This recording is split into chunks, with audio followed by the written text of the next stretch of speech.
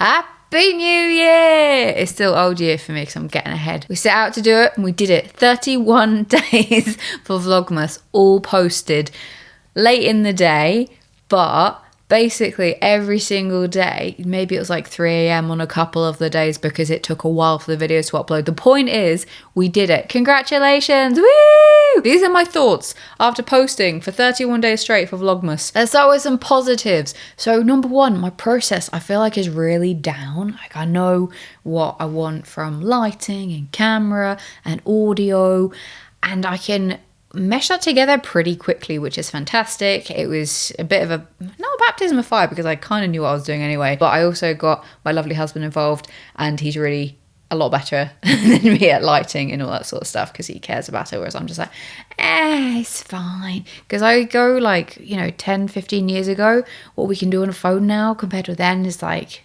miles ahead. So I just go, it's fine, it's not a problem. I know that that is not necessarily the way to go about it. So thank him for all of that. That was not me. The next pro, very much when you do anything on YouTube, especially at the beginning, you chuck spaghetti at the wall. That is the way that they recommend, the ominous they.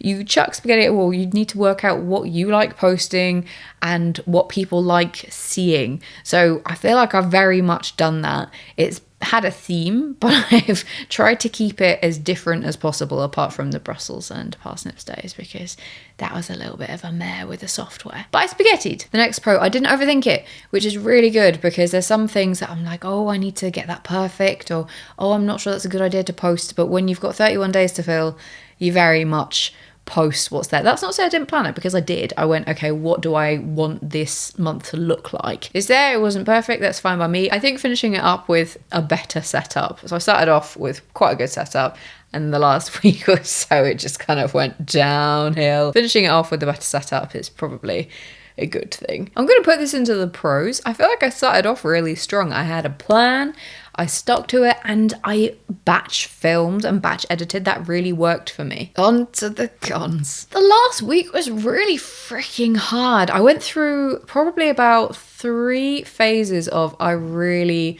do not want to post anything today. And that's because I didn't have my batch of videos. I'd kind of finished editing them. And most days I had to do something. And that was a little bit soul destroying because I like doing this. I like the editing process. I feel like I'm a lot better at it now. At the very beginning when I was editing, that drained a lot out of me. And on the flip side, if you film a bunch and then get around to editing when you're not in the right mindset, you go, this is absolute trash.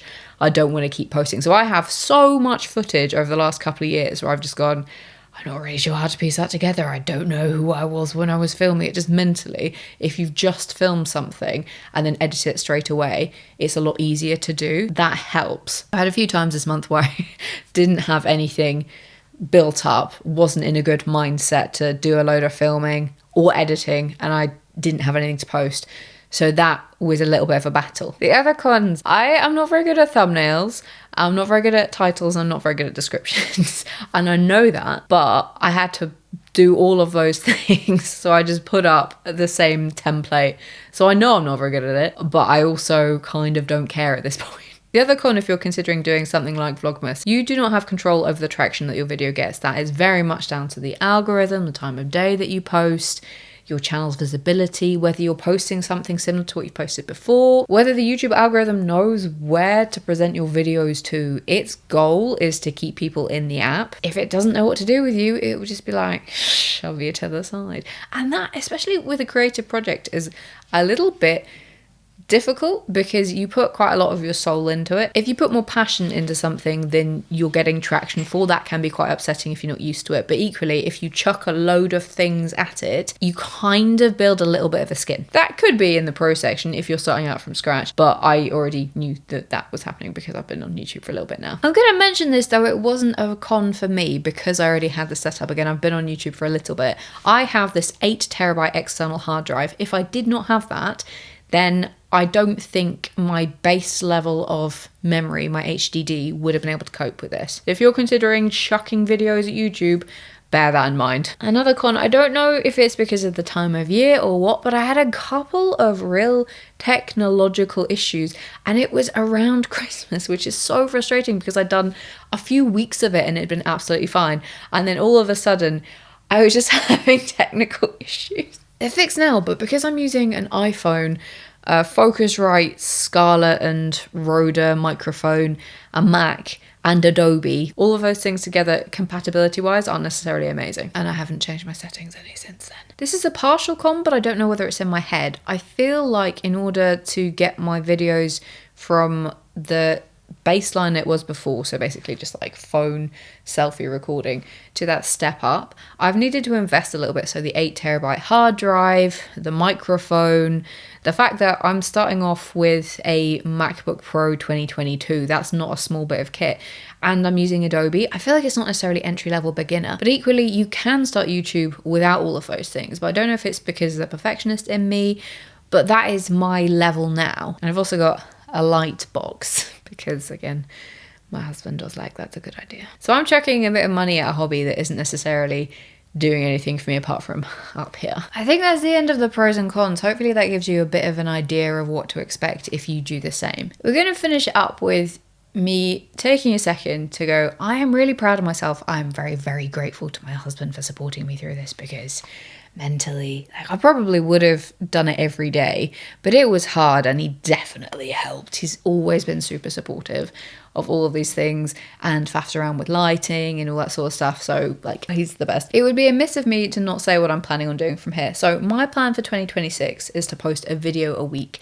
and that should be totally doable because there are 52 weeks in a year and I've posted 31 videos in a month. So if I get 26 videos done in the next month or two, then I've already got half a year's worth, and that should be doable. It should also mean that I've got a little bit of breathing space, because I haven't been working totally flat out on these videos, but it has been my number one hobby for the month, apart from where I've kind of gone, all right, well, I want to crochet a hat and then filmed it. You know, there's a little bit of crossover there, but it's still pretty intense. That is the goal, a video every Wednesday at 7 UK time for the whole of 2026. That's 52 videos this year.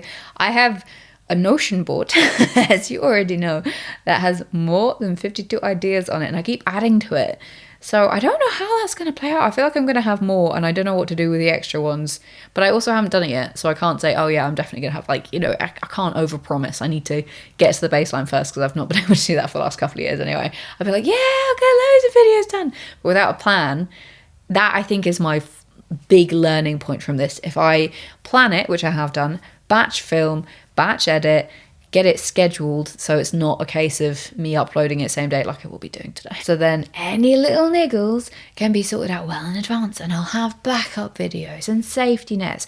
I think that is the goal. So this is the first video of 2026, and I hope you enjoy it and it helps you if you want to be doing something similar.